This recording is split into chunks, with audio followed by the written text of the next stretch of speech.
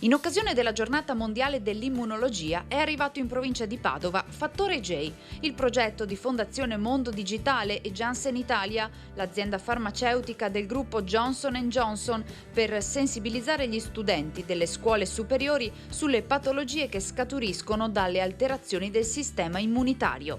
Ci sono dei bisogni insoddisfatti, sono ancora poche le persone che hanno accesso alle cure, molte delle cure sono assolutamente efficaci e ben tollerate, ma la scienza progredisce, la ricerca va avanti proprio per far sì che le malattie siano un ricordo del passato.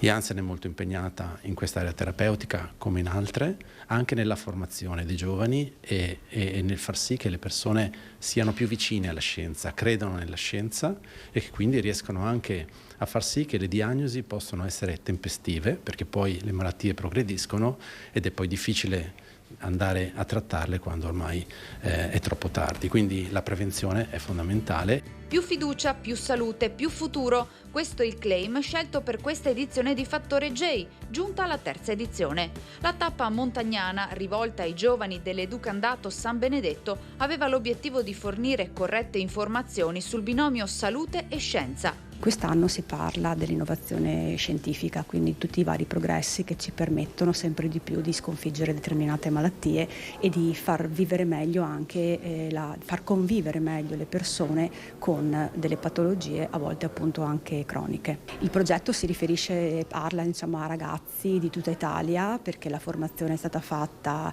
ovviamente per ovvi motivi quando si è partita durante il Covid online e è un'emozione infatti per me, che sono 3 anni che seguo il progetto, oggi essere invece in presenza con i ragazzi. Sono ragazzi di scuole superiori di tutta Italia che hanno seguito appunto questi momenti formativi su 5 aree tematiche terapeutiche, per cui hanno imparato un po' delle nozioni nuove su vari ambiti della medicina, di determinate patologie. L'incontro di Montagnana si è focalizzato sulle malattie reumatologiche e rare. Solo nel Veneto sono più di 20.000 le persone con artrite psoriasica, una malattia in cui è il sistema immunitario che gioca un ruolo principale nel provocare l'infiammazione.